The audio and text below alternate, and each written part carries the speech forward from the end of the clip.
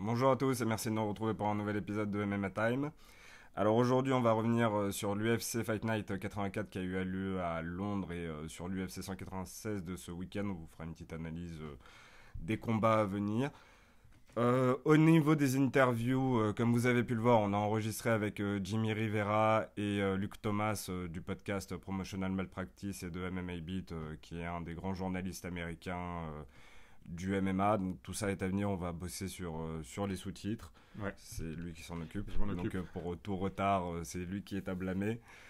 Vous pouvez nous suivre sur Twitter sur le compte @MMATimeParis. N'hésitez pas à aller voir en attendant les autres interviews qu'on a pu faire sur notre chaîne et YouTube. Et vous avez les liens sur Facebook aussi. Dorénavant, si vous voulez nous poser des questions sur Twitter ou Facebook, vous pouvez le faire aussi. Et nous, on y répondra dans les émissions.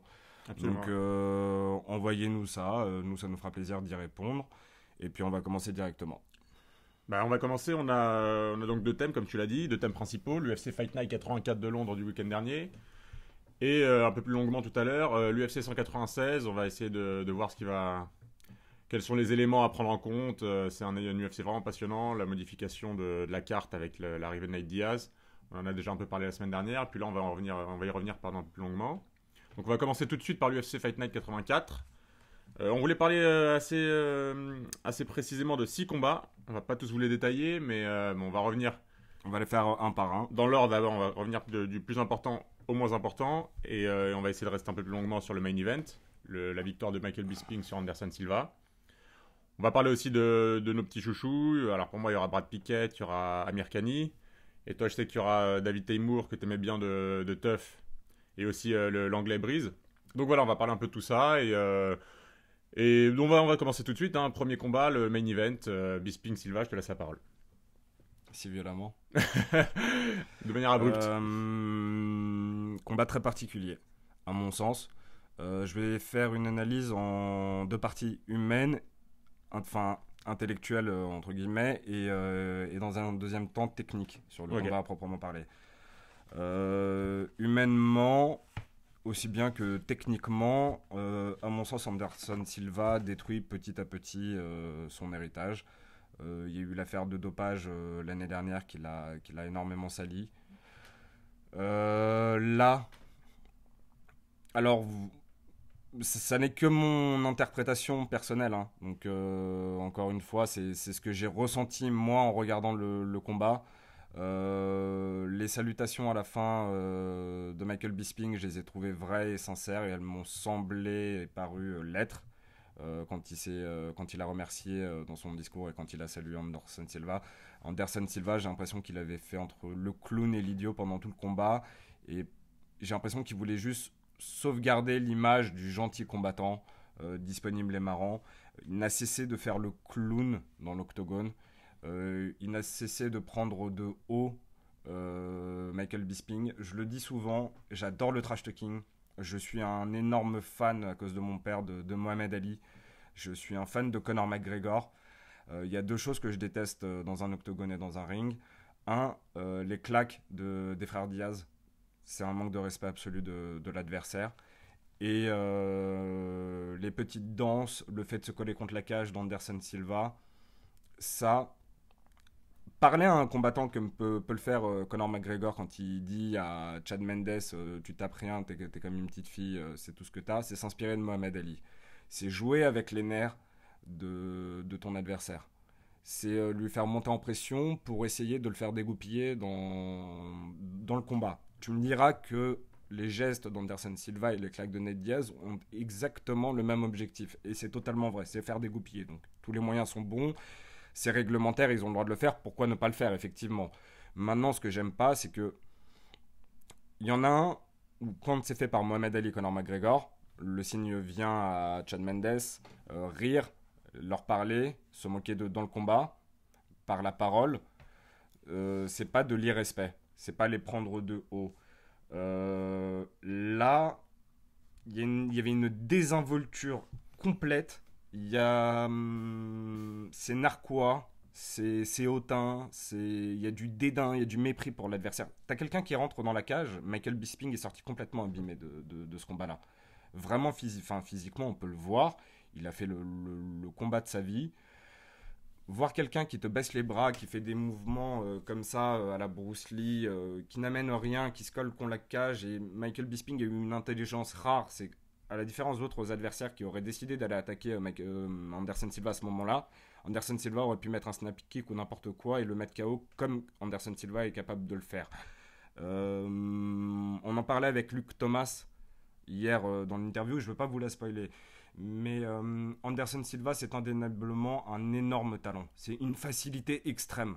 Il est capable de faire des coups, il a une vision, il a une rapidité, il a un peu perdu de sa vitesse par rapport à avant. Mais moi, à mon sens, quand tu as son talent-là, le troisième round, tu le termines. Tu ne fais pas dos directement à l'arbitre parce que tu as mis un coup de genou, tu t'en vas pas célébrer. Et surtout, moi, je crois pas qu'il était persuadé d'avoir gagné. Je pense qu'il a tenté d'influencer les juges pour faire en sorte que le combat soit terminé parce que même pendant le troisième round jusqu'au coup de genou et au moment où Michael Bisping perd son protège-dents, c'est Michael Bisping qui gagne encore une fois au point. Et Anderson Silva est pas à l'aise. Anderson Silva va monter en régime au 4e et 5e round, mais il n'est pas à l'aise dans les 3 premiers rounds. Et moi, je pense qu'il a tenté de forcer la décision des juges et qu'il a tenté de l'arracher. Et il y a tout un comportement. S'il avait voulu terminer Bisping, s'il avait eu une vraie mentalité de champion, et c'est pas ce que je reproche aussi à John Jones, c'est que et je suis encore dans la version naïve qui a envie d'y croire. Un grand champion, c'est sûr, en dehors et pendant un combat. C'est Mohamed Ali. C'est des gens qui t'inspirent. Anderson Silva, ça m'inspire pas quand je le vois. Et voilà, tu peux trash talker, mais quand tu as quelqu'un qui est prêt à prendre son courage à deux mains, de rentrer dans un octogone et d'affronter son adversaire, euh, voilà. Déjà, moi, je vais te laisser revenir sur ça. D'accord, Et puis après, peut-être que je ferai moi la partie technique. Enfin, on reviendra sur la partie technique. Ouais, bah Mais ça, c'était ouais. mon sentiment. Le combat était beau et sale à la fois. Et il y a plein d'aspects dans ce c'était combat. ambivalent dans Il les était sentiments. très très intéressant. C'est un des combats les plus divertissants moi, que j'ai vu depuis pas mal de temps. Je me suis éclaté à le regarder. Il y a eu de l'action de toutes parts. Il y a eu des rebondissements, des retournements de situation. Il y a eu un aspect trash talking, manque de respect, en effet. Mais il y a vraiment plein de choses sur lesquelles il faudra revenir. On reviendra tout à l'heure, comme tu le dis, sur l'aspect technique. Déjà, le premier truc que tu dis, moi, qui m'interpelle un petit peu, tu parles du fait qu'Anderson Silva se colle contre la cage et que c'est un manque de respect quand il dit à son adversaire de venir. Comme Mohamed Ali fait le rope-dope face à Foreman, Non, ça d'accord. c'est un peu la même chose. Ça, Il c'est dit à un son exemple. adversaire, viens, frappe et on va voir ce que tu as dans le ventre et moi je peux résister à tout et l'adversaire va s'épuiser à le taper. Donc c'est une technique qui, malgré tout, est aussi inspirée quelque part de Mohamed Ali. Sur ça, tu as complètement raison. C'était pour ne citer qu'un des comportements parmi tant d'autres d'Anderson Silva pendant ce combat-là. Moi, ce qui m'a plus gêné, c'est les gestes de main. Bah moi, je veux dire, ce qui m'a gêné, c'est pas tellement qu'il le fasse, Anderson Silva, parce qu'il l'a fait pendant toute sa carrière. Ce qui me gêne, et c'est plus personnel, c'est de voir un champion qui m'a tant impressionné, qui m'a tant fait rêver, qui a marqué vraiment le sport. Je te le disais d'ailleurs, je le disais dans l'émission de la semaine dernière, Anderson Silva, c'est mythique. Donc à chaque fois qu'il y a un combat d'Anderson Silva, moi j'étais excité, je me disais que c'est le plus grand de tous les temps, ou avec GSP. Et donc j'avais encore cette image de lui à son top, à son sommet. Et là, ce que j'ai vu, j'allais dire hier, pardon, ce que j'ai vu ce week-end, c'est un Anderson Silva dépassé. C'est le vieux qui essaye de redevenir jeune. Pas forcément dans l'octogone, hein, quand je dis le vieux qui essaie de redevenir. Je serais dans la vie, quoi. Quand on voit un vieux se comporter comme un jeune, on est toujours un peu mal à l'aise, on se dit, il a plus l'âge de faire ça. Et quand j'ai vu Anderson Silva hier dans la cage, ça m'a donné un peu cette impression et c'est ce qui vraiment m'a dérangé, moi. Le voir faire tout ce qu'il fait habituellement, c'est magnifique, mais il ne le fait plus à haut niveau. C'est exactement comme pour ceux qui aiment le basket de la NBA, voir Kobe se traîner sur les parquets. Quand on a été aussi dominant, aussi fort, quand on a été le meilleur du sport, l'un des meilleurs de tous les temps, et qu'on n'est plus à ce niveau, que n'importe qui peut nous défendre, que n'importe qui peut nous battre. Anderson Silva, normalement, Michael Bisping, c'est un très très bon adversaire, mais il doit en faire qu'une bouchée. C'est ça le problème, c'est que la différence entre un très grand champion et un champion comme Anderson Silva, c'est que Zidane s'arrête à 33 ans, je crois. Ben, c'est pas la force. Tout le monde n'a pas cette force, malheureusement. Non, mais ce que je veux te dire, c'est que quand 34. tout le monde voit partir Zidane, tu te dis ah, c'est dommage, il a peut-être encore une année ou deux derrière lui. Mais il vaut mieux qu'on se dise ça plutôt que l'inverse. Voilà, tu crées un sentiment de besoin, de manque, d'adulation, et là as Anderson Silva qui revient. Bon, alors il y a un manque parce que tu le vois pas combattre une fois tous les ans, Ouais. et t'as un sentiment de curiosité qui s'en accompagne, mais excuse-moi, ne serait-ce que le discours de fin de combat quand il dit c'est Il, comme au Brésil, il y a de la corruption. bah, il dit, Ne il t'en- dit ne- à demi-mot qu'il s'est fait voler. Hein. mais ne t'en prends qu'à toi.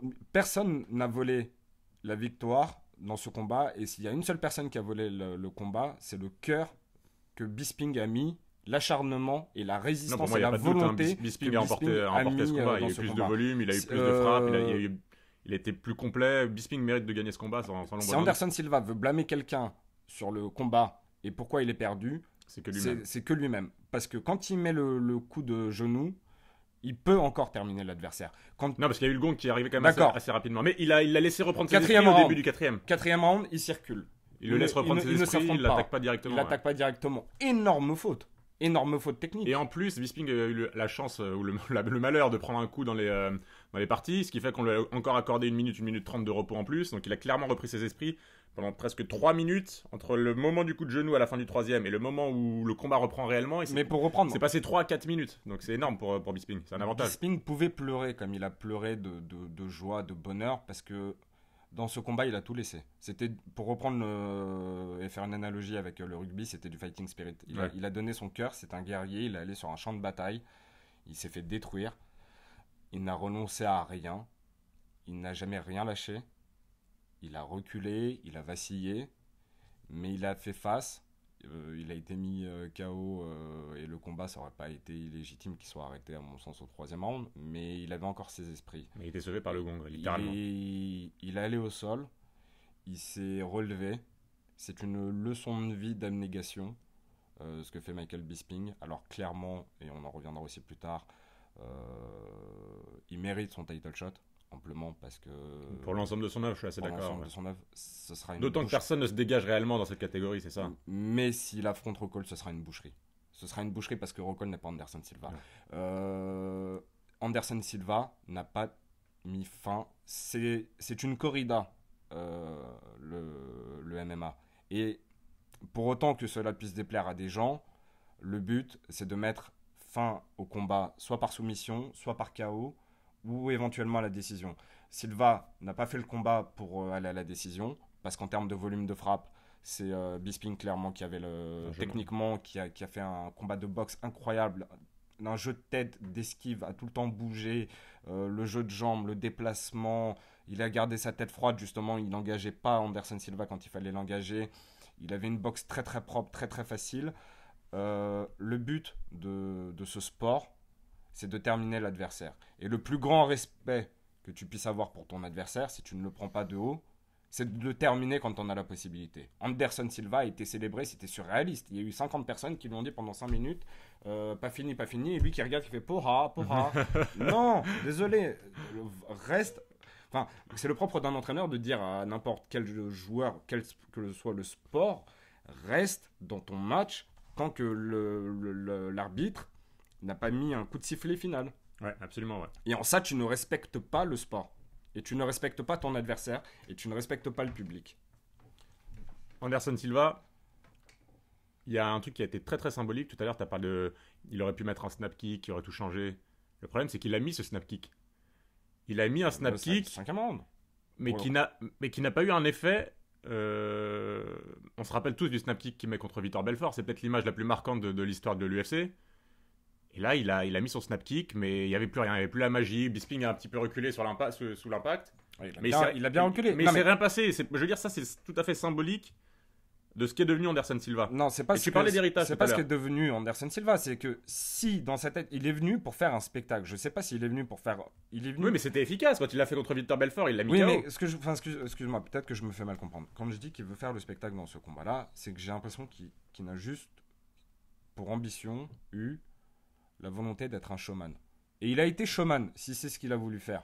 Mais à aucun moment donné, il s'est dit, je vais terminer le combat. Ou alors il a tellement pris de haut Michael Bisping, mais quelqu'un qui célèbre la victoire, même si tu sors du combat à la fin du troisième round, et que c'est la confusion la plus totale sur le ring, dans le 4e round, tu ne peux pas ne pas aller agresser ton adversaire. Tu ne peux pas laisser, logiquement, après ce que Michael Bisping a pris à la fin du 3e round, il ne peut pas revenir à ce point-là dans le combat et il ne peut pas dominer et gagner parce que moi j'ai le round 1, j'ai le round 2 pour Michael Bisping, 3 pour Anderson Silva, 4 pour Bisping et 5 pour Anderson Silva. Quand tu prends le coup de genou que prend Bisping dans le 3e round, au 4e, Rockhold, souviens-toi, contre Weidman, quand il le met quasiment KO, il va le terminer dans le second round. Ouais. Il lui a pas laissé le temps de tourner, de reprendre ses esprits. Et sinon, il aurait perdu le combat. Bien sûr, peut-être. Voilà, c'est là la faute. Bah ouais, je suis assez d'accord là-dessus, mais c'est plus qu'une question de showmanship ou de ce que Anderson Silva voulait faire absolument. C'était son manque de capacité peut-être à le faire. Parce que dans le combat contre Nick Diaz, il y avait une appréhension, c'est logique, il avait une blessure terrible la fois précédente, donc il a eu besoin de reprendre un petit peu ses repères dans l'octogone, il a eu besoin vraiment de reconstruire un combat, et justement c'est une des rares fois dans sa carrière où il a été attentiste, où il a pu plutôt construire son combat que d'être attentiste. Et là, il a effectivement cherché le coup fatal. D'ailleurs, je crois que c'est Dan Hardy qui le dit dans le commentaire au moment du combat, il cherchait le highlight. Il voulait absolument le terminer avec un coup à la Anderson Silva. Alors le snap kick n'est pas passé. Le flying knee n'est pas passé parce qu'il a été sauvé par le gong Bisping. Mais moi, là où je veux en revenir, c'est l'héritage. Toi, tu parlais d'héritage. Et j'ai l'impression que chaque combat qui va passer désormais, Anderson Silva va ternir un peu plus son héritage, ternir un peu plus sa réputation. Et moi, j'étais très excité, je vous l'avais dit la semaine dernière, à l'idée de le revoir combattre et tout.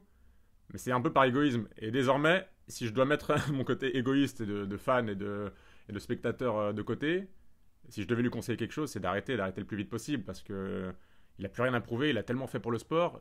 Quelques combats qui passent désormais ne peut que ternir sa réputation, que souiller son héritage et il n'a rien à y gagner. Je pense qu'au niveau de l'argent, il est refait pour la vie. Anderson Silva, il n'a pas besoin d'argent de gagner une bourse pour chaque combat qu'il va faire.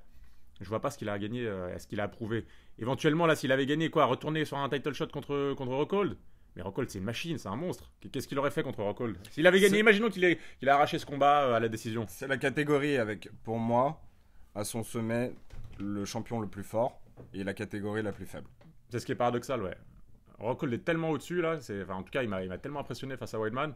Je pense qu'on va pas rester encore plus longtemps sur ce combat-là. Simplement de dire qu'effectivement, on pouvait le voir dans les épisodes Embedded tout au long de la semaine.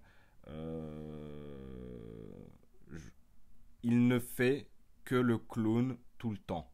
Tout le temps. Et il a fait le clown dans l'octogone. Et j'aime rire quand je vois Conor McGregor qui, au début de la reprise, dit à Chad Mendes « Viens ». On a la photo qui est juste là, derrière, ici. Ça me fait rire parce que ça veut dire que tu es impatient d'aller combattre.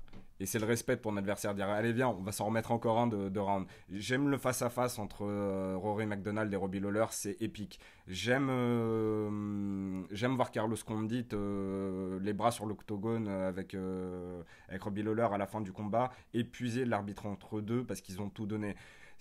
Humainement, on voit des guerriers, on voit des hommes, on voit du respect, on voit presque un lien d'amitié qui se noue. Bisping l'a eu parce qu'il en a pris plein la tête à la fin du combat, mais moi, Anderson Silva m'a passablement agacé pendant ce combat. Ouais, on peut conclure là-dessus, mais effectivement, quand tu es au niveau, tu peux te permettre de faire toutes ces pitreries, de te comporter comme un clown et tout, mais ça devient moche quand t'as plus le cœur qui suit, quand t'as plus le physique qui suit, ça devient un petit peu pathétique. Et c'est surtout pas le souvenir qu'on regarde d'Anderson Silva. Encore une fois, je reviens là-dessus, j'insiste, mais il a été tellement grand que c'est pas le souvenir qu'on a envie de garder de lui. Les pitreries d'Anderson Silva, je suis désolé, mais même si tu gagnes, et moi je l'ai dit avant, ça n'a jamais été mon combattant préféré parce que je n'aime pas ces pitreries. Mais tu ne pouvais qu'être impressionné et qu'être un petit peu admiratif quand tu vois Anderson Silva.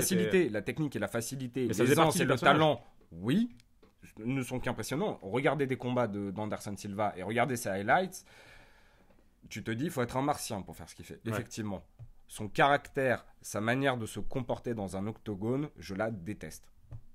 Je comprends. Je peux comprendre. J'y arrive pas, moi ça me plaît pas. Ouais, là-dessus, Voilà. je peux comprendre. Bah, maintenant, alors, l'avenir des deux, on espère qu'Anderson va se retirer. Et pour Bisping, donc, a priori, peut-être un title shot, même si tu me disais qu'il a réclamé Nick Diaz. Il aurait call out Nick Diaz et l'entraîneur ou le manager d'Anderson Silva veut une revanche au Brésil et une belle à Las Vegas. Entre les deux? Entre Bisping et Silva. Donc, s'il nous faut une trilogie, moi j'avoue, je vous les commenterai pas, je les regarderai pas. Ouais. On dit ça maintenant avec c'est encore chaud, c'est pour ça, c'est encore un petit peu chaud dans nos têtes. Mais j'aime rire, hein, j'aime dégoupiller pendant un combat. Tu sais, il y a de l'enjeu, ça fait du bien des fois de ne pas se prendre au sérieux. C'est pas ce que je veux, je suis pas en train de te dire que c'est un combat à l'Académie française. Entre Bernard Pivot et qu'on doit être dans un face-à-face extrêmement sérieux. Mais les pitreries et les clowneries, non. Ok. Alors le deuxième combat sur lequel on voulait revenir, c'était le Mousasi Leites. Vas-y, je te laisse prendre la parole. C'était un combat en light heavyweight. Je te mets dans l'embarras. Light heavyweight. Lourd léger. Il a fait, encore une fois, il y a un comportement humain. Ah non, pardon, c'était en middleweight. C'était en poids moyen. Je vais revenir sur la dimension encore une fois d'abord humaine et après je ferai l'analyse technique du combat. Mousasi a tous les droits d'être en colère contre le public qui le boue. Il a tous les droits de l'échauffer comme au foot et de dire j'entends pas, venez. Juste. Et il est génial en conférence de presse après, quand il devient très agressif et qui change de discours par rapport à d'habitude et qui dit à Ariel Helwani que Lyoto Machida est complètement dopé et qu'il veut l'affronter. Il était en feu, mais il a fait un droit d'honneur à la foule. Ouais. Parce qu'il a fait un combat extrêmement technique. Parfait de bout en bout. Il a dominé Thales Leites sans zéro doute. 3 rounds. Il a extrêmement bien boxé, il a fait des très bons jabs, il était propre, il était précis, il y avait un travail de jeu de jambes, de combinaison, et ça se voyait qu'il était calculateur, et ça se voyait qu'il était précautionneux dans son combat, parce qu'il avait encore en tête son KO face à Uriah Hall, et n'oublions pas que dans le premier round face à Uriah Hall, il le domine. Dans le deuxième round directement, il se fait prendre en KO par ce spinning back kick. Lui-même le dit, face à Uriah Hall, j'ai voulu être plus showman, j'en ai payé j'en ai fait les frais. Face à Thales Leites, j'ai voulu assurer la victoire, ce qui est normal. Il a fait un bon combat, c'était pas le combat de l'année, hein. Il a fait le combat qu'il fallait pour gagner et pour être précautionneux. Il s'est fait huer par la foule. T'as le droit de pas être content, t'as le droit de chauffer la foule, t'as le droit de te moquer de la foule. Mais c'est ton gagne-pain, quoi. Leur faire un bras d'honneur, c'est les mettre à dos pour toi plus tard. Donc, et t'as besoin de ta fanbase. Non, mais parce que, juste, et excuse-moi, je te donne la parole après. Si jamais tu veux grimper dans les échelons aujourd'hui, regarde avec Conor McGregor, regarde avec John Jones, regarde avec combien de combattants ont besoin de leur fanbase pour faire campagne sur Twitter, pour réclamer des combats et pour être légitime. Frankie Edgar ou Rafael Dos Anjos, encore une fois, on dit d'un champion qu'il n'est pas vendeur et que c'est pas très grave si sur l'UFC 196 il n'est pas là parce que sa fanbase est pas. Nate Diaz est beaucoup plus vendeur. Ouais. Les combattants ont besoin des supporters, ils ont besoin de plaire. Alors, il faut pas se vendre, il faut pas accepter tout et n'importe quoi de la part du public. Il avait totalement le droit pour moi d'invectiver le public, juste faire le bras d'honneur, voilà. Ouais, c'était un petit peu trop. Mais ce combat m'a fait un petit peu penser dans la manière dont l'a construit Mousasi au combat de Bermudez la semaine dernière. On parlait de Bermudez et on expliquait qu'après 3 défaites consécutives, je crois, 2 ou 3 défaites consécutives à l'UFC, sa place était en péril dans le roster. Et donc il avait besoin, pour assurer sa place et son avenir, de ne pas prendre de risques. C'est notamment ce qui lui avait coûté les victoires précédentes dans ses combats. Là, c'est un peu ce qui s'est produit pour Mousasi. En faisant un combat intelligent, un combat construit, un combat amené très technique. De manière technique et tactique, parce qu'il avait un très bon game plan, il a limité les risques, il a rationalisé son combat. Il l'a dit lui-même Il a rationalisé à la fin, ses chances. Mais ça a payé. Alors, en tant que spectateur, oui, on peut siffler et tout, mais comme je le disais aussi auparavant, siffler quelqu'un qui rentre dans l'octogone, moi, Non, c'est pas une option pour moi. je peux comprendre que tu. Non, bah, exactement. Je vais reprendre alors à Je ce moment-là. sifflerai Moi, jamais l'exemple, quelqu'un qui fait ça, moi. C'est pas l'exemple possible. du combat de la semaine dernière, c'est bien, t'en as parlé de Bermudez face à Nakamura. Face au japonais, ouais. C'était Ah Nakamura non, c'est ou pas Nakamura, Takajiri. Non, c'était face. Attends, excuse-moi, je vais Je crois retirer que tout de c'était suite parce que j'ai Takajiri. pas envie. Meuble 30 secondes parce que.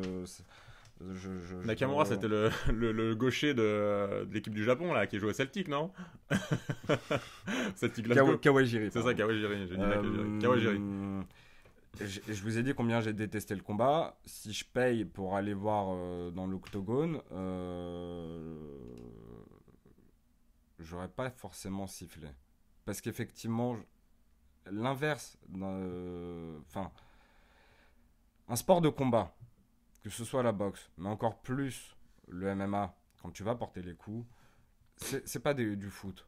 Si à un moment, quand j'ai été, je vais dans les stades, je suis supporter du PSG, ça m'est arrivé de siffler parce qu'une équipe refuse de jouer, fait pas le jeu, et t'as 11 personnes qui peuvent se révolter. Là, t'as une seule personne qui est face à elle-même dans l'octogone. Et tu dois te faire face à tes propres peurs, tu dois faire face à ton adversaire, la pression de la foule, les enjeux contractuels comme tu en as parlé, les enjeux financiers, tu as une famille, je sais pas, tu as des enfants peut-être qui Et regardent ton puis combat. avant toute chose, l'intégrité physique, parce que C'est contrairement au foot, quelle est la pire chose que tu Non. risques une défaite, oui. Voilà, tu Au risques une foot, tu défaite. peux avoir on a déjà vu des Ah oui, fractures évidemment, mais ouvertes je parle- du tibia. Mais, Mais tu ne rentres pas avec cet état d'esprit dans un non, match de foot. tu sais pas, tu te dis pas. Mon intégrité physique est en jeu, tu te le dis jamais. Voilà.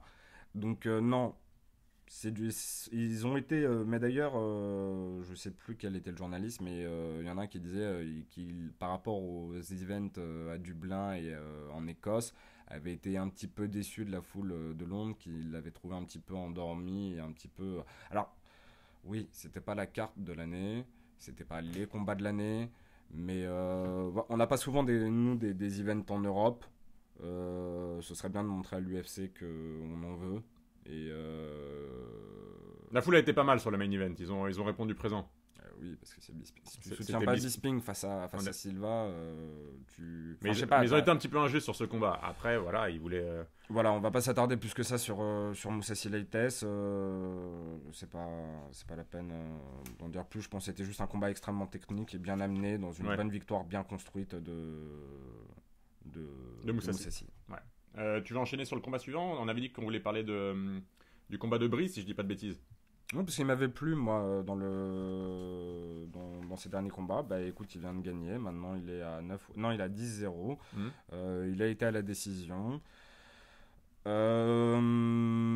C'était pas un grand combat, mais il a été intelligent. Il a géré la distance, il a pris son temps, il a fait la distance. Alors, est-ce que le combattant doit chercher à nous plaire, ou est-ce que le combattant doit simplement penser à lui et à sa victoire et à construire sa carrière? Si tel est le cas, il a fait le combat parfait parce que le japonais. Ah bah non, c'était Nakamura. Ouais, il s'appelle Nakamura, lui. C'était voilà. Mais c'est pour ça que t'as confondu. Oui, oui. Donc Nakamura a tenté à un moment donné, je crois, une ou deux soumissions. Tom Brice en est très très bien, notamment une en essayant de lui retourner l'épaule. Il a fait preuve d'une souplesse incroyable, une très bonne défense. Peu de choses à dire sur ce combat. Tom Breeze a été actif au sol, sur le ground and pound. C'est certainement pas son plus grand combat. Il faut qu'il revienne. Voilà. Lui-même l'a dit, j'ai pas fait une grande performance. La victoire est là. On a vu le combat ensemble et on se disait la même chose. Hein, donc je vais pas parler pour parler et remplir, et remplir le truc. Mais on est d'accord. Donc là-dessus, il n'y a pas de problème. Ce qu'on peut noter, c'est qu'il est à 10-0 au niveau du palmarès professionnel et à 3-0 à l'UFC. Donc c'est quoi son avenir dans cette catégorie? C'est un bon petit combattant qui monte. On peut commencer à le suivre. On peut commencer à se dire que... Il a 24 ans, c'est jeune. Hein. Son avenir s'éclaircit. Il est très très jeune. Il est tout jeune pour le sport. Maintenant, il faut voir. Si garde cette intelligence de vouloir construire ses combats, il peut aller loin. Mais il ne pourra pas... Mais comme on le disait, il est chez les welterweight. Mais comme on le disait, il ne pourra pas se marketer s'il n'y va pas un peu plus, s'il n'envoie pas un peu plus, s'il n'essaye pas un petit peu de faire le show. Il faut vraiment trouver l'équilibre, quoi. C'est la balance à trouver entre être capable de construire ses combats, d'être intelligent, de ne pas prendre de risques inconsidérés, et d'autre part, de devenir un chouchou du public et de réussir à se vendre et qu'on ait envie de le voir pour que l'UFC le mette sur des affiches. Le problème du MMA, c'est que c'est concilier un sport qui nécessite d'être un showman comme dans la NBA, avec le All-Star Game face à la demande du public et les attentes des gens. Et en même temps, tu as l'approche des échecs et du poker. Il faut être un stratège. Il faut savoir analyser son adversaire. Il faut savoir être capable de ce que tu peux faire toi, de quelles sont tes limites le jour du combat, parce que tu peux très bien ne pas être au pic de ta forme le moment venu. Voilà, il faut être à la fois showman et stratège, et c'est pas toujours aisé de concilier les deux. Il y a une multiplication d'événements, donc on peut peut-être être tenté d'être plus sévère qu'on ne le serait. Il a 24 ans, laissons-le se construire. Il est tout jeune, ouais, c'est ça. Donc welterweight, comme on le disait. Passer au combat Rivera contre Brad Pickett. Je tiens juste à souligner que je comprends maintenant pourquoi tu aimes Pickett. Il a fait un chouchou, ouais, j'adore. Non, c'est pas par rapport au combat. J'ai vu un tweet hier qui est passé de Brad Pickett qui retweetait Rivera. Brad Pickett disait: est-ce que vous pourriez aider mon ami Rivera? Rivera demandait aux gens s'ils étaient capables sur Twitter d'organiser une cagnotte pour financer l'enterrement du père d'un ami à lui. Et Rivera venait de le combattre la veille, Pickett. Voilà, c'est contrairement à Anderson Silva, ce que j'ai pas aimé dans l'octogone. Quelle humanité. Ouais. Ça n'est qu'un tweet. D'accord, c'est pas grand chose, ça coûte rien. Peut-être que Pickett lui-même participera à la cagnotte ou pas, mais c'est classe. Et à tous ceux qui imaginent que c'est un sport douteux, non, il y a des liens qui se créent entre les gens, il y a un respect après le combat, et c'est comme au rugby. Les All Blacks, quand ils vont faire un match de rugby, vous avez le haka avant pour impressionner l'adversaire. Et à la fin, il y a des aides d'honneur. Ouais. À sa manière, Brad Pickett, pour moi, fait une aide d'honneur à Rivera en faisant ce tweet. Non, je te laisse maintenant il parler du est combat. super, mais d'ailleurs, si tu te rappelles de son comportement après le KO face à Thomas Almeida, c'était toujours impeccable. Hein. C'est un mec d'une grande classe. Moi, j'adore. C'est Brad Pitt dans Snatch. Chaque fois, il arrive avec son petit chapeau. Il est bien, et puis ça y est, il a atteint la maturité, hein, il est plus tout jeune, 36 ans, 37 ans. 37 ans. Donc voilà, il a plus rien à prouver à personne, il fait ça vraiment. Là, c'est son nez qui n'a plus rien à prouver à personne. Là, c'est devenu une piste de ski. Ouais. Ça godille. Et donc il est là pour se faire plaisir. Lui, il envoie, voilà, quelqu'un qui envoie parce qu'il sait qu'il lui reste plus beaucoup de temps dans le sport. Et à chaque combat, il envoie, lui. Moi, ça, c'est les types de combattants qui me font peur pour Pourquoi? Pour les commotions cérébrales et pour les dommages neurologiques. Regarde, quand tu regardes Mohamed Ali, on a la photo derrière nous. C'est un homme d'une extrême puissance, d'une carrure. Et je parle de Mohamed Ali, mais Brad Pickett l'est aussi, et certainement pour ses enfants. Il en impose. Même s'il est tout petit, mais il en impose. Ouais, c'est l'archétype de l'homme. C'est du Sergio Leone, dans les westerns, c'est du Robert De Niro chez Scorsese. C'est quelqu'un à une image avec une virilité extrême. Attention à penser qu'un jour vous avez des fois l'urgence, je peux le comprendre, de gagner votre vie, de gagner votre croûte et de ramener de l'argent pour la famille, mais un jour vous allez avoir 50 ans, un jour vous allez avoir 60 ans, un jour vous allez avoir 70 ans, et vous aurez des enfants, des petits-enfants, et ça fait mal au cœur quand on voit aujourd'hui les photos de Mohamed Ali tout amaigri, le cou légèrement bas parce qu'il n'arrive pas à porter sa tête avec Parkinson. Attention à ne pas faire les combats trop, parce que là dans ce combat là techniquement il a rien calculé, hein. C'était un combattant. C'est ça, Brad Pickett, c'est pour ça qu'il est aimé. Hein. Oui, mais quand tu fais ça, quand tu fais 6-7 guerres comme ça, entre 20 et 30 ans, oui.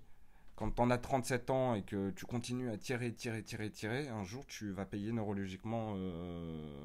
Il va y avoir des conséquences à ça. C'est pas gratuit de faire ce sport-là. Ouais, mais exactement, on en revient là. C'est le fil conducteur, on l'avait même pas prévu, mais c'est le fil conducteur un peu de l'émission. C'est la vieillesse. Non, c'est la vieillesse et c'est surtout le comportement. Quelle part faut-il donner au spectacle, à la volonté de tout laisser dans l'octogone, et quelle part faut-il donner à la tactique, à l'aspect un peu plus réservé, un peu plus calculateur, Mais ce qu'un certain dirait, mais moi je dis non, moi je dis Piquet avait plus besoin intelligent. Piquet avait été dans l'urgence de la victoire aussi. Hein. Ah oui, avait, il était par sur trois rapport au défaites dernier résultat, consécutives. voilà, il était dans l'urgence de la victoire. Et d'ailleurs, il en a pleuré à la fin, d'émotion à Londres, chez lui. Ouais, il était chez lui, fan c'était de de Tottenham, soulagement. on le rappelle. Ça lui pesait énormément. Donc bon. Ouais, il n'y a pas grand chose à dire, à part bravo. Hein. Moi, c'est quelqu'un que j'aime beaucoup et je continuerai de le. Bravo, mais il veut continuer. Voilà, s'il veut continuer, à l'image d'Anderson Silva, faut pas non plus s'éterniser. C'est paradoxal. On a pu parler avec Patrick Côté dans nos interviews que vous pourrez revoir éventuellement. Demian Maia et Matt Brown retrouvent une seconde jeunesse et sont dominateurs de telle sorte qu'ils n'en sortent pas abîmés de leur combat malgré leur âge. Ils s'en sortent bien. Mike Pyle, attention, pourquoi pas sur le dernier combat, c'était énorme, mais c'était quand même dur ce qu'il a pris. Brad Pickett, des fois, voilà, l'âge va faire qu'il va falloir. Il pourrait se retirer là-dessus. Il va je sais pas ce qu'il en pense lui. Il a non, dit quelque chose. Mais... encore un ou deux combats encore. J'ai l'impression, ouais. Donc on va passer au combat ton chouchou. Voilà, ouais, un autre de mes chouchous, Amir Khani qui a combattu contre Mike Wilson. Un combat dominé de bout en bout. Maîtrisé, Amir Khani, excellent lutteur, une formation en grappling impressionnante. Qui rejoint la salle de SBG Irlande sous les ordres de. Alors Amir Khani, il faut le présenter un petit peu, donc c'est le poster boy de l'UFC, beau gosse, grande gueule, et c'est apparemment ce qui lui a coûté sa place dans la salle All-Star, la salle de Gustafsson. Parce que quand on est fort en gueule comme ça, on peut taper sur les nerfs de quelqu'un et il commençait à taper sur les nerfs de tout le monde dans cette salle. Plus personne ne voulait s'entraîner avec lui, plus personne ne voulait se parer avec lui et c'est ce qui fait qu'il a dû littéralement quitter la salle. Littéralement faire très attention parce que là tu arrives, enfin c'est bien et pas bien, c'est que tu arrives dans une salle où il y a Conor McGregor. Donc déjà mais est-ce qu'il va s'entraîner en Irlande parce qu'il y a plusieurs salles de SBG. Oui non c'est déjà attention à pas taper parce que Conor à mon avis peut taper sur les nerfs des gens à longueur de journée. Déjà heureusement que Gunnar Nelson est aussi calme et pour supporter le yin et le yang, Conor et Gunnar c'est voilà. Rajoute Makwan Amir Khani. À mon avis, il viendra pas là pour foutre le bordel. Au contraire, mais ce que je veux dire, c'est que non, c'est pas une question de foutre le bordel. Il faut une osmose et quand t'as deux chiens fous, plein d'énergie, qui rient, qui chauffent, avec Conor et Makwan. C'est comme Damien Lapillus le disait très justement dans l'interview qu'on a faite avec lui la semaine dernière. C'est comme pour tout groupe social, il faut être accepté par le groupe. Voilà, comme quand dans une bande de potes, tout le monde ne peut pas rentrer et devenir pote avec la bande. C'est pareil dans une classe, dans un vestiaire, dans tout. Et dans une salle de MMA, c'est exactement pareil. Si vous n'arrivez pas à vous intégrer à la dynamique de groupe, vous serez exclu de vous-même. Enfin, très rapidement, il n'y aura pas de... Et c'est ce qui s'est produit pour Amir Khani. Il a commencé à taper sur le système de tout le monde et il s'est exclu lui-même. Pourquoi ? Parce que il est très fort. Il faut dire, il est très fort. C'est un combattant exceptionnel, au sol notamment. Alors en striking, c'est pas encore une bête. Mais ce qu'il a fait en lutte contre Wilkinson, c'était un clinique. Il est beau gosse, donc ça plaît pas non plus à tout le monde. Il ouvre sa bouche à longueur de journée. Voilà, c'est un caractère, c'est un personnage. Et là, s'il est amené à se parer et à s'entraîner quotidiennement avec Conor McGregor, je pense que ça va se marrer là-bas en Irlande, à Dublin. C'est Coach Cavana qui va le coach Cavana qui va chapeauter le truc. Là, ils vont se marrer. Sur le combat en tant que tel. Ouais, c'est un combat au sol. C'est un combat qui était au sol. Bien maîtrisé. Amir Khani craignait un petit peu le striking de Wilkinson. Donc il a décidé d'amener ce combat au sol. Wilkinson dans le dernier round s'est un peu révolté. Voilà, exactement. Il a gagné, il a emporté le dernier round. Pareil, très belle photo. À la fin, ils ont posé. Il y a eu énormément de respect entre les deux dans les coulisses du combat. Makwan s'est excusé. Il a dit, enfin, il s'est pas excusé, mais il a dit j'ai vendu le combat. Ouais, parce que c'était un petit peu chauffé pendant la pesée et puis pendant la conférence de presse d'avant le combat. Il a dit j'espère que tu ne l'as pas pris personnellement. Et ça, voilà, c'est la partie que j'aime. Contrairement, pour revenir au début et à Anderson Silva, c'est oui, effectivement, toi et moi, on s'est rentré dedans parce qu'on est dans un sport de combat. Et donc on peut se rentrer dedans, mais c'est pas l'individu que je visais, ce n'est pas la personne que je visais. Bien sûr, ouais. C'était la vente, c'était le show et on s'est affronté. Il y a du respect, il y a des valeurs. C'est comme ça dans 99% des cas. Hein. C'est très rare qu'il y ait de l'animosité après le combat. Il peut y avoir des antagonismes encore un qui petit perdurent, peu, mais voilà. c'est quand même plutôt rare. Donc, moi, je suis resté un seul combat. Toi, tu voulais parler un petit peu David Temur contre Martin deux Suédois. Svensson, j'ai été extrêmement... Alors, David Temur, moi, m'avait beaucoup plu dans le dernier Ultimate Fighter, dans la dernière saison, parce qu'il était dans la team de Conor McGregor, et c'était un très bon kickboxer, beau à voir, virevoltant, et Martin Svensson était très long, très très grand pour cette catégorie de poids. Et techniquement, c'était très étrange, j'avais l'impression que, justement, Martin Svensson était complètement gêné par sa propre taille. Il était bon, bien sûr, le menton rentré, Ouais. mais tu voyais qu'il avait presque du mal dans son regard à voir venir David Temur. Et David Temur a très bien kickboxé, chose très rare. Et moi, la dernière fois que je crois avoir vu encore un KO sur uppercut, c'était celui de Francis Ngannou, notre français poids lourd. Ouais. Et là, il l'a mis KO dans le deuxième round. David Temur a explosé en larmes de joie, de bonheur d'être arrivé à l'UFC derrière. Il était touchant, il était plutôt divertissant dans son combat. J'ai envie de le suivre, suivez-le. Il est sympathique en tout cas. Il est sympathique et puis il est actif dans l'octogone, donc ça donne envie. Donc là, on en a fini pour cette carte UFC Fight Night 84. Il faut juste savoir que Swab a pris une raclée monumentale en pronostic. Ah bon? J'ai pas fait gaffe. J'ai fait gaffe, mais la dernière fois, on s'était arrêté à je sais plus. 6-5, je crois, ou 5-4. Bah non, parce qu'il y avait eu. Il y avait eu le Fight Night. Ah bon? Ah oui, peut-être que la. Enfin bon, je sais plus. Bref, en tout cas, Sur on celui-là, il y a était quoi? d'accord sur David Temur, on a eu raison tous les deux. Sur Makwan Amir Kenny, on a raison tous les deux. Sur Piquet, on a raison tous les deux. Sur Tom Breeze, on a raison tous les deux. Bah, Mais- la raclée, là, je la vois pas. Hein. Bah, l'intelligence fait que j'ai dit Gérard Moussassi, Ouais. tu as dit Thales Leites, Regarde, ouais. tu as dit Anderson Silva, j'ai dit Michael Bisping. Rajoute, je suis en train de creuser l'écart. Je donnerai les scores à la fin. C'est la fin du bal qu'on paye les Mais musiciens. tu vas devoir me payer, je Le sais sujet pas quoi. on l'a déjà annoncé, c'est le sujet de l'UFC 196. Donc ça arrive très vite, c'est ce week-end à Vegas. Conor McGregor contre Nate Diaz et puis en co-main event Holly Holm contre Misha Tate. Qu'est-ce qu'on peut dire sur cet événement qui n'est pas encore déjà été dit? Regardez le countdown. C'est l'événement le plus l'émission est excitant sortie. depuis très très longtemps. On vient de perdre Moi, non, mais ce qui est exceptionnel, c'est juste extraordinaire. pour vendre le combat, limite, enfin, on va en parler. Il y a 1 milliard de choses à dire, mais il y a aussi rien à dire parce que la simplicité avec laquelle Nate Diaz avait vendu ce combat en post-fight press conférence dans son dernier combat en décembre à Ariel Helwani, il avait dit je veux Conor McGregor. Ninja shit, American ninja shit against Irish ninja shit. Donc effectivement, il y a rien à dire. Enfin, une fois que tu as dit ça, c'est complètement fou, quoi. On a perdu la moitié de la fiche de l'événement. Et pourtant, l'événement, il est encore plus excitant que ce qu'il était à la base. C'est extraordinaire.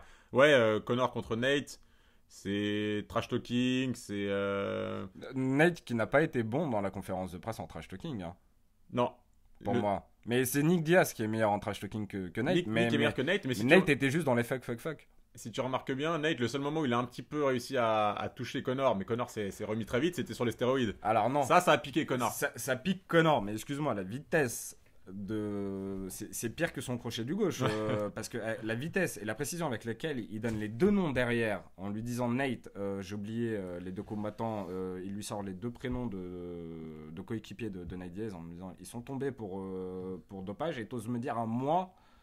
Dis-moi que tu le savais. Dis-moi que tu le savais. Il s'est refait très vite. Ouais. Il s'est enfermé dans sa coquille.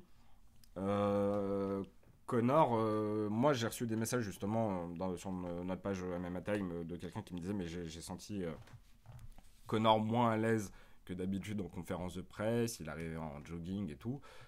Oui, mais n'oubliez pas qu'il venait d'arriver juste d'Irlande, il était entre 2 ou 3 sessions d'entraînement. Peut-être que je me trompe, mais moi je mettais plus la tenue et puis là il est en roue libre, Conor McGregor. Il est en train de s'éclater, comme il dit, il mange 4 steaks par jour. Il a dit je suis sur le régime Roy Nelson. Ça m'a fait vraiment plaisir parce que je me suis dit bon ok d'accord. Donc dans mon humour je suis pas si fou donc. Bah, aussi dans le trash talking, juste pour y revenir 2 minutes avant de parler du combat. Conor c'est quelqu'un de très malin et quand il a senti que Nate commençait un petit peu qu'il n'y avait pas trop de répondants en face, il a un petit peu levé le pied. Vous remarquerez que Conor accélère, quand il sent qu'en face il y a une petite résistance, quand il y a quelqu'un qui veut rentrer dans son jeu et tout. Mais quand il sent qu'en face la personne ne veut pas forcément Je suis pas d'accord trash avec talker et toi. tout, il a un petit peu levé le pied. Il a dit, t'as pas senti dès le moment où, Je suis pas où d'accord. Nate, attends laisse-moi Oui, terminer, dès le moment où Nate n'est pas entré dans son jeu, il a dit, et moi j'ai beaucoup de respect pour Nate, j'ai beaucoup de respect aussi Bah, pour son justement, frère c'est Nick. pour ça que pour moi, il a pas trash talké. C'est parce que je pense que. Ah, tu crois que c'est dû au respect de base? Parce que les frères Diaz et lui, dans leur manière de se construire, ont une histoire similaire, un passé similaire. C'est des gens qui socialement viennent de milieux pas du tout favorisés. Et les frères Diaz et Conor McGregor. Et Conor McGregor reconnaît la valeur travail, reconnaît la dureté, reconnaît les épreuves, reconnaît les gens qui n'ont pas été favorisés. Les vrais, Et les vrais reconnaissent les vrais.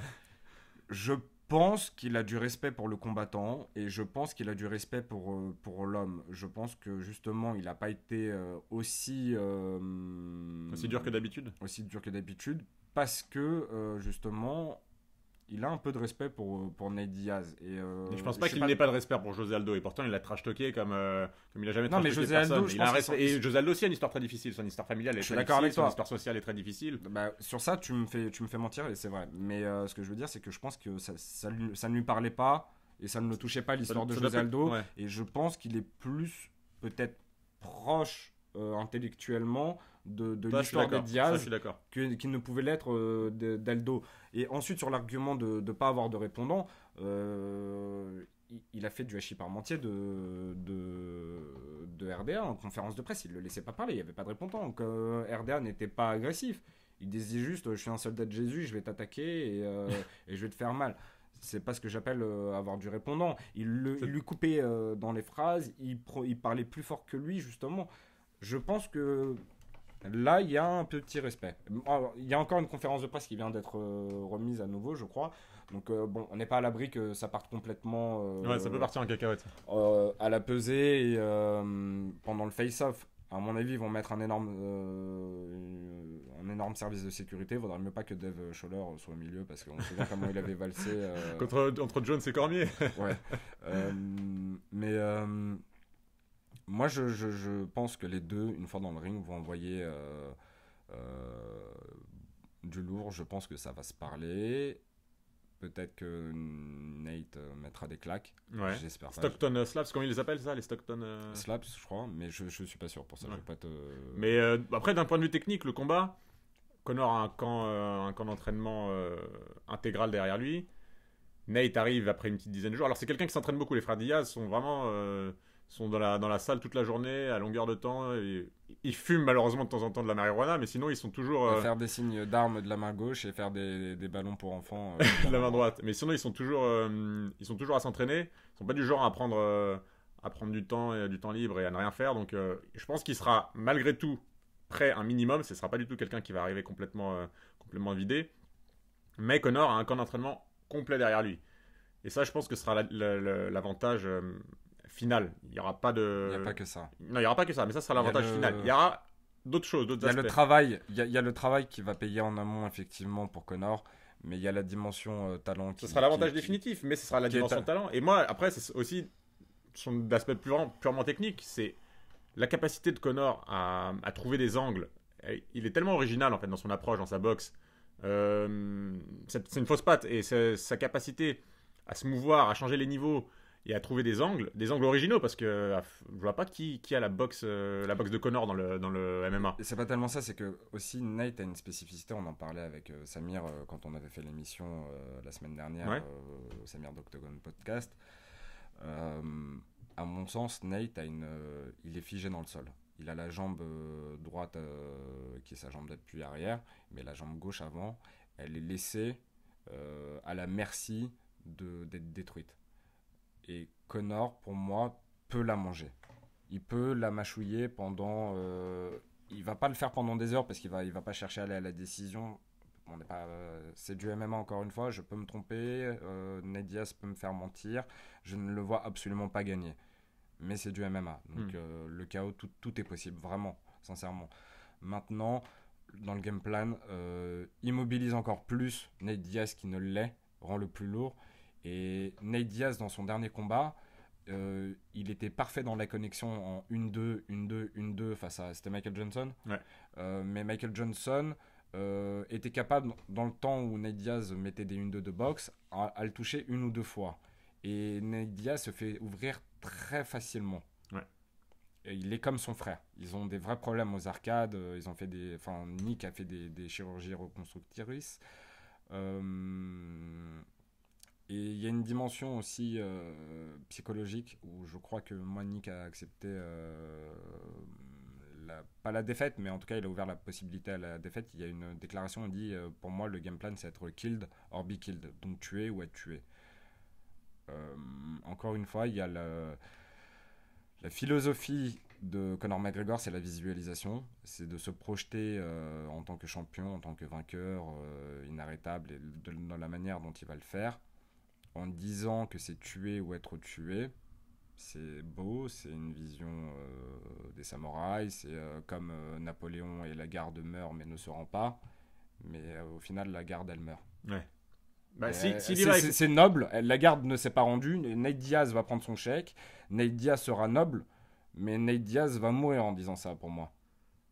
Bah, c'est le problème d'aller à l'abordage, mais avec la capacité, on en revient à ce que je disais tout à l'heure, avec la capacité de Conor à trouver des angles à connecter, et avec cette gauche dévastatrice, Luc Thomas nous disait, pour pas tout raconter, mais il nous disait qu'il avait la gauche la plus puissante et la plus efficace de l'UFC.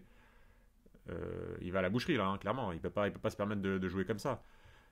Maintenant, s'il arrive à amener un combat avec ses combinaisons et sa capacité à enchaîner les coups, son volume et son grappling, s'il arrive à allier les deux, Nate Diaz, attention à Conor, il a encore jamais affronté d'adversaire comme Nate Diaz, il a jamais affronté d'adversaire aussi grand, avec une allonge supérieure à la sienne.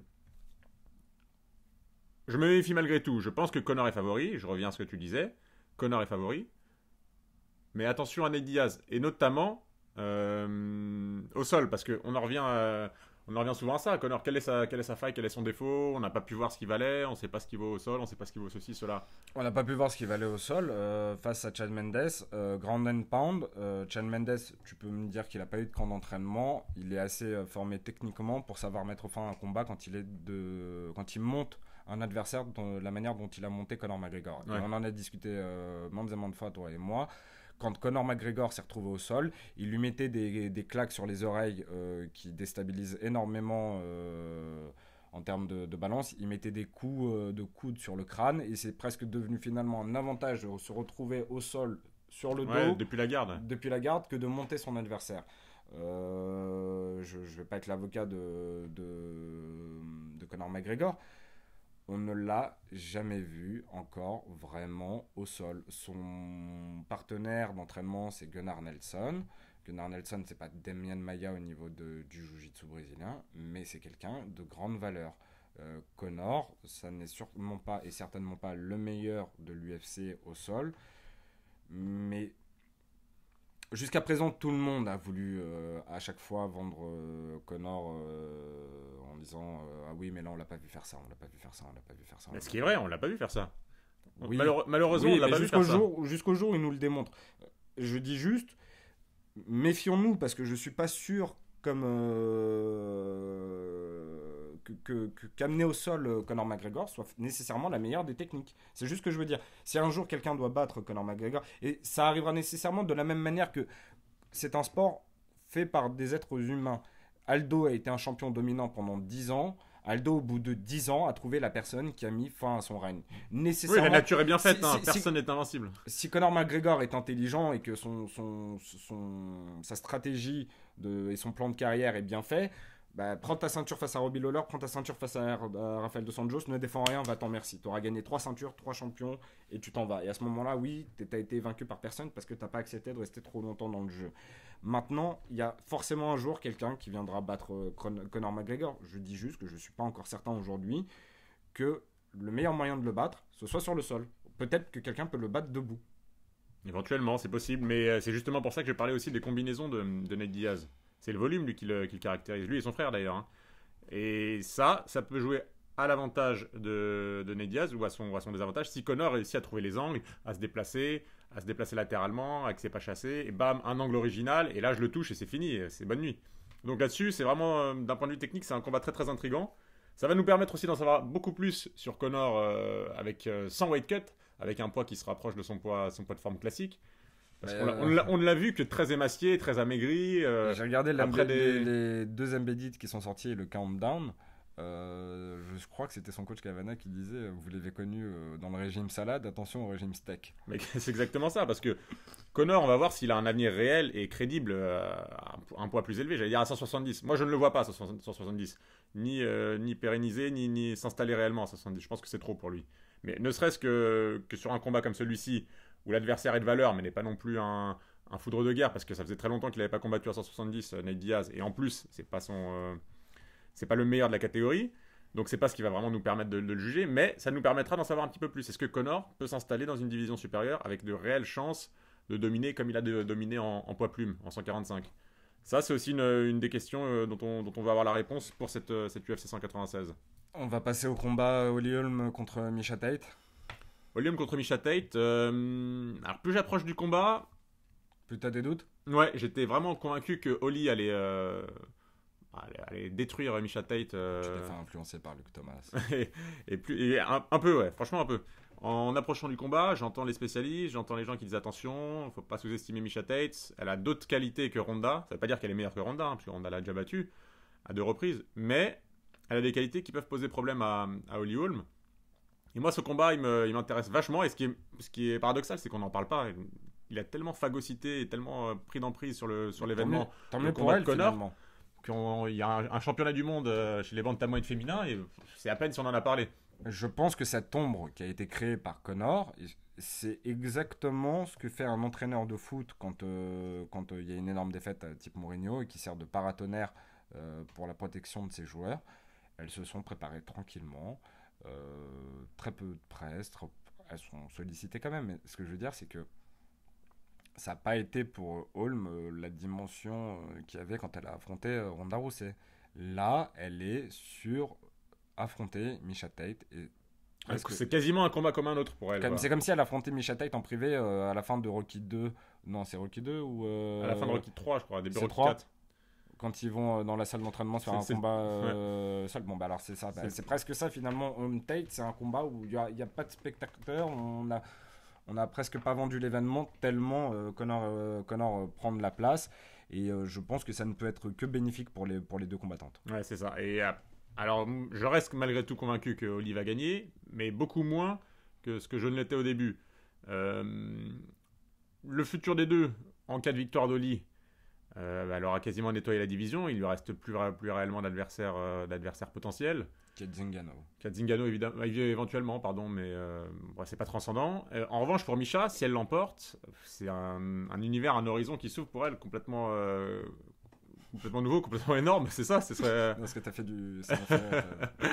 C'est gestuel. Ce serait un bouleversement dans sa carrière.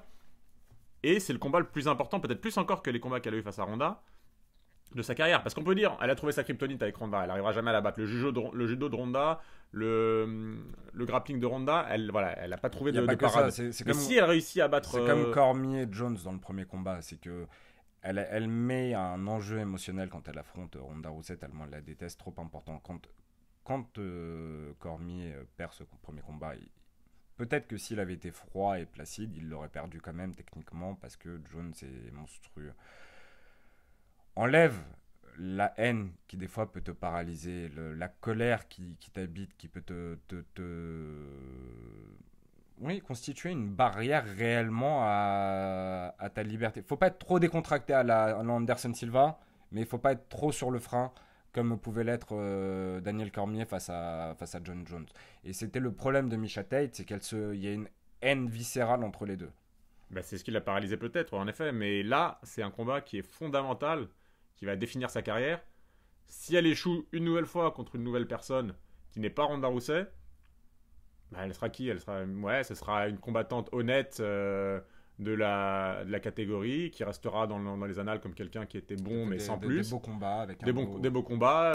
Ce sera un peu le Michael Bisping des femmes, quoi. Ouais, elle aura eu des beaux combats, on l'a vu dans beaucoup d'événements dont on se souvient, mais dès qu'il aurait fallu franchir le Rubicon et arriver quelque part, elle a jamais réussi. Donc c'est un combat qui va définir sa carrière. Et c'est le combat encore plus important selon moi que ceux qu'elle a eu face à Ronda Rousey. Parce qu'on peut avoir une kryptonite, tout le monde peut perdre contre quelqu'un qui n'arrive pas à battre. C'est Tu comme sens ça. qu'elle a, elle a dit j'ai envie d'en faire un combat sale, j'ai envie de me faire mal, plus ça devient sale, plus c'est C'est dur, sa seule plus solution. j'aime ça. C'est sa seule solution. Le problème, c'est que Holly, si elle veut aller dans le dirty boxing, dans le clinch, Holly est une spécialiste déjà de la boxe, c'est sa base. Et en plus, elle est d'une puissance et d'un niveau physique extraordinaire. On s'en rend pas compte ça, mais elle est massive. C'est quelqu'un qui a plus physique que Ronda encore.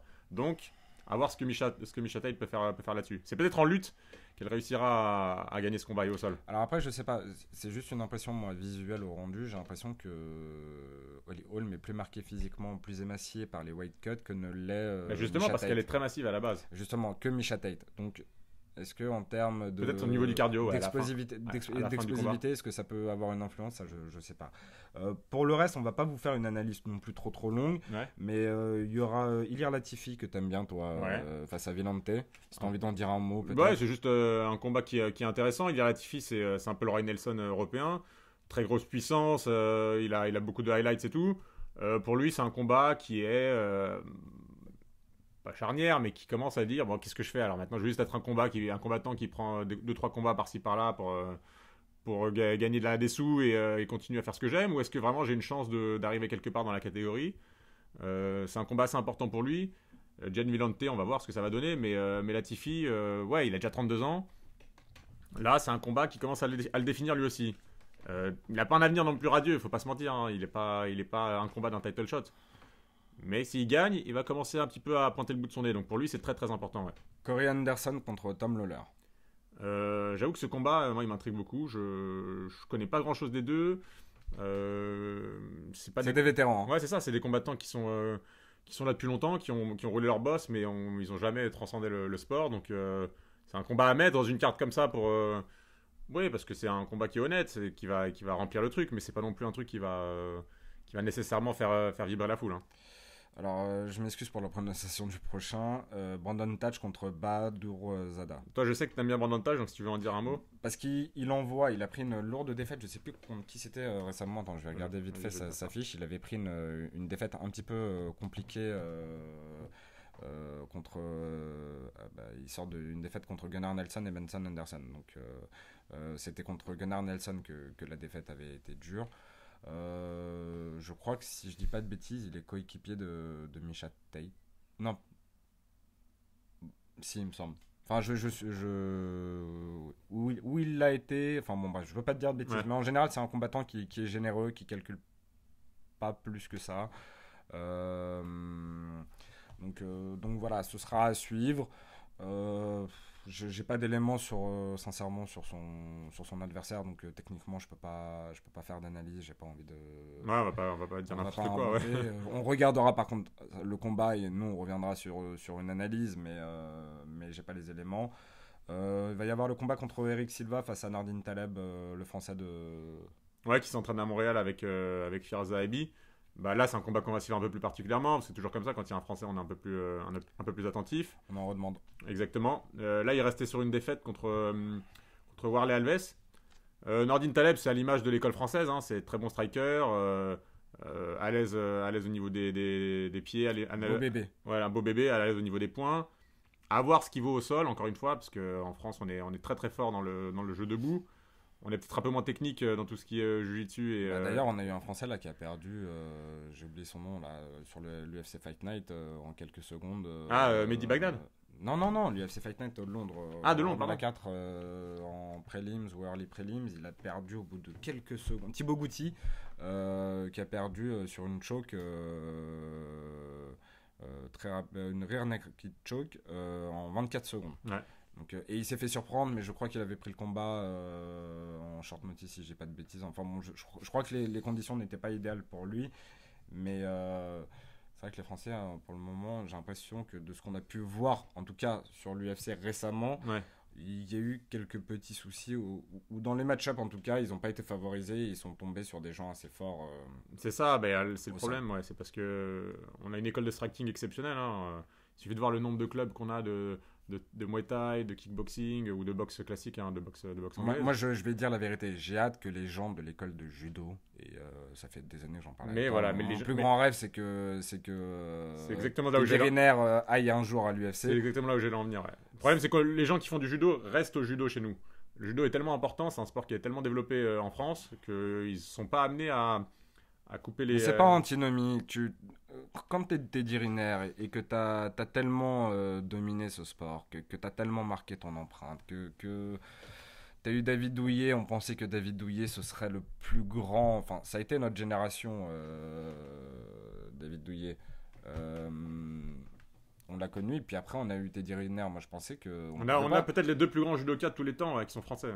Teddy Riner, si aujourd'hui il arrête le judo et part à l'UFC, je suis pas sûr que derrière quelqu'un sera capable de rivaliser avec le palmarès de Teddy Riner. Et si Teddy Riner va à l'UFC un jour avec les compétences qu'il a, la stature qu'il a, si pendant un an il apprend à striker, il peut faire des ravages, mais des ravages terribles. Ouais, c'est un fantasme. Mais après, on va voir il faut avoir envie aussi d'aller et de prendre des pains dans la gueule. C'est pas pareil que de devoir faire des prises, Mais en tout du cas, grappling. non, mais pour faire un parallèle entre la France et les États-Unis, c'est que Ça changerait sa vie. Hein. d'accord. En France, le sport qui domine entre guillemets les arts martiaux avec le karaté et tout, aujourd'hui, c'est le judo. Peut-être en termes de licence, si je dis pas de bêtises, je n'ai pas les chiffres. Aux États-Unis, pour faire un parallèle, la lutte est un sport extrêmement important. C'est un sport olympique. Universitaire. Il y a une école, il y a une armada de combattants, de lutteurs qui est énorme. Et énormément de lutteurs glissent, comme Cormier. Vers le MMA, parce que c'est là où il y a les sous. Vers le MMA. Ce serait intéressant un jour que, voilà.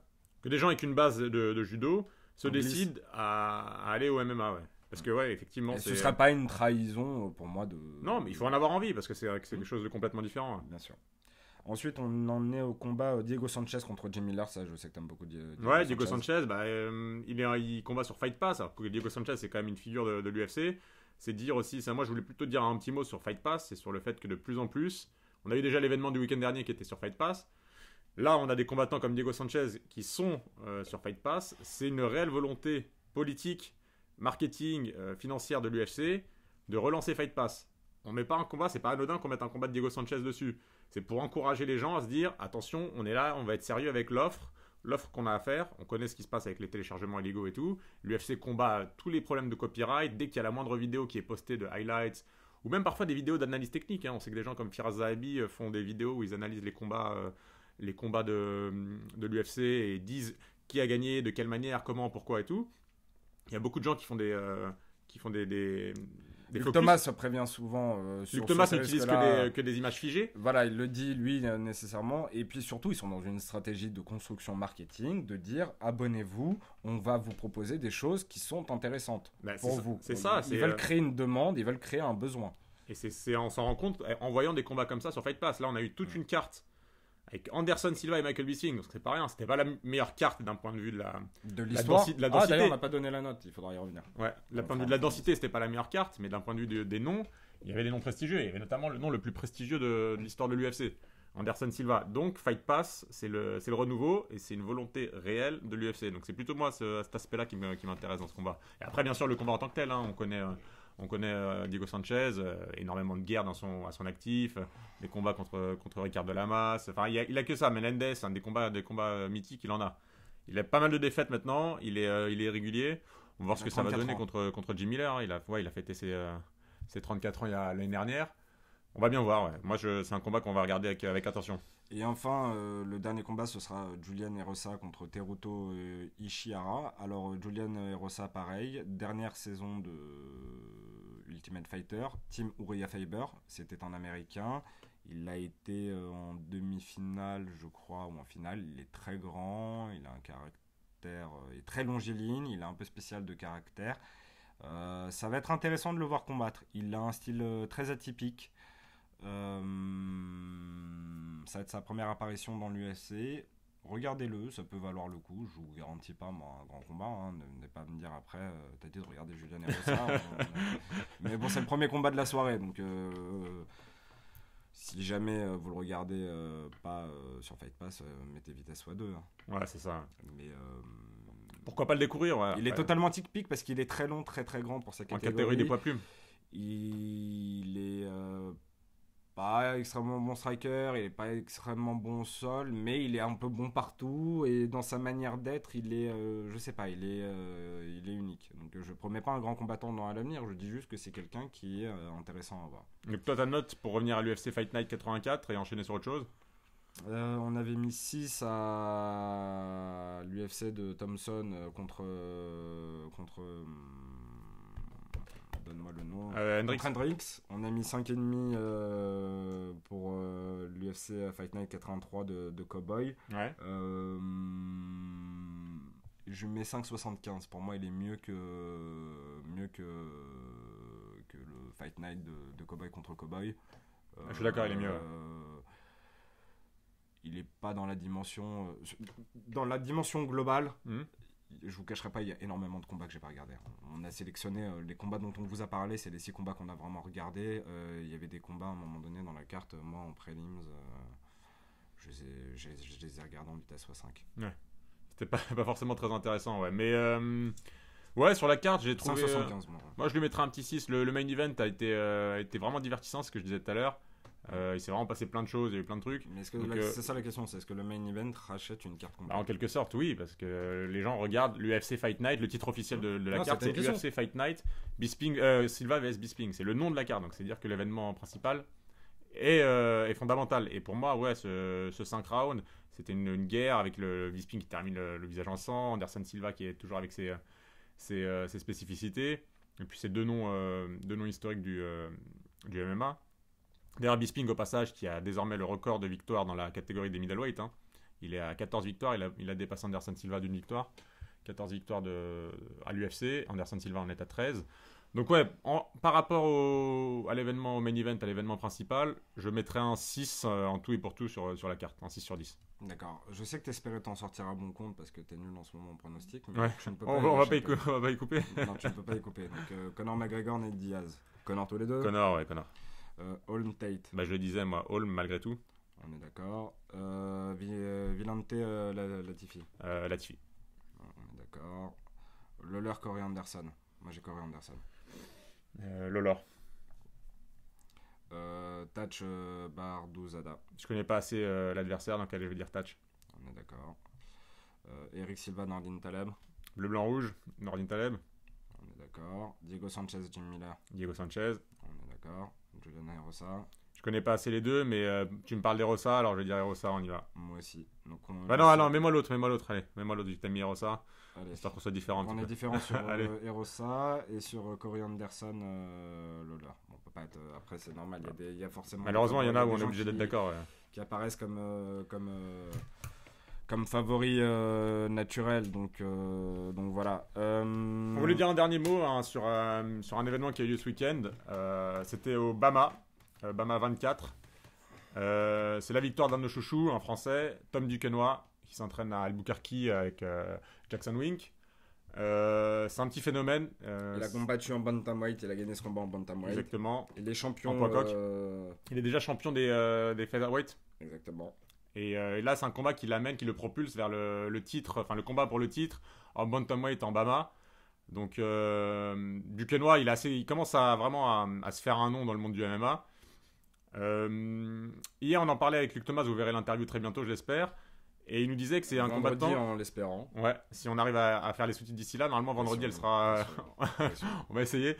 C'est Luc Thomas qui nous disait que Duquesnoy c'est un combattant qui avait refusé à plusieurs reprises l'UFC parce qu'il voulait construire sa carrière de manière progressive et intelligente et qu'il voulait pas se précipiter et aller à l'UFC pour aller à l'UFC. S'il veut aller à l'UFC, c'est pour faire ce qu'il fait en Bama, donc c'est-à-dire combattre pour des titres, être dominant, être l'un des meilleurs du monde. Donc il construit sa carrière de manière très intelligente. Et là, il a eu une victoire exceptionnelle. Si vous pouvez voir le combat en Bama contre Damien Rounet. Au premier round, un KO magnifique. Nous, c'est un combattant qui nous plaît. Je pense qu'il a un avenir. Ce sera peut-être le premier champion du monde de l'histoire de l'UFC. On va voir ce que ça donne. C'est un très jeune combattant. On lui souhaite le meilleur en tout cas. Mais on lui souhaite le meilleur. C'est quelqu'un qu'on aime bien. Donc on va le suivre. On va suivre sa carrière. Pour ce qui est du reste, je crois qu'on a à peu près tout dit. Tu veux peut-être dire un dernier mot sur 2-3 news ou... Juste que voilà, on va travailler sur monsieur va travailler sur les interviews de Jimmy Rivera et de Luc Thomas. On essaiera Jimmy Rivera a été enregistré avant celle de Luke Thomas, mais comme avec Luke Thomas, on parle de l'UFC 196, on va d'abord On va lui attaquer donner les la sous-titres priorité ouais. et essayer de faire en sorte de la sortir avant l'UFC 196, ce qui aura un intérêt. Pour le reste, bah, suivez-nous, comme je vous ai dit tout à l'heure, sur Twitter, @MMATime Paris. N'hésitez pas à nous envoyer des questions pour les prochaines émissions sur Facebook et via Twitter. On sera un plaisir d'y répondre. On vous prépare aussi d'autres interviews à venir. On n'annonce jamais à l'avance. On attend vous d'être sûr dira d'avoir. voilà, Ouais. qu'une fois qu'on les a enregistrés pour pas faire de faux effets. On vous souhaite à tous de passer une bonne fin de semaine et de profiter de ce combat qui est exceptionnel parce que Conor McGregor, c'est toujours un show en soi. Que ce soit une victoire ou une défaite. Hein. Ouais, Je dis clairement, ça, ouais. Conor McGregor, la hype autour de lui ne s'arrêtera pas à sa première défaite. Beaucoup de gens riront, beaucoup de gens charrieront, beaucoup de gens seront heureux, mais ça reste un événement. Donc voilà. Bonne UFC 196, merci Ouais, de nous avoir profitez bien. suivis et puis à très vite. Ciao. Bye. Bye.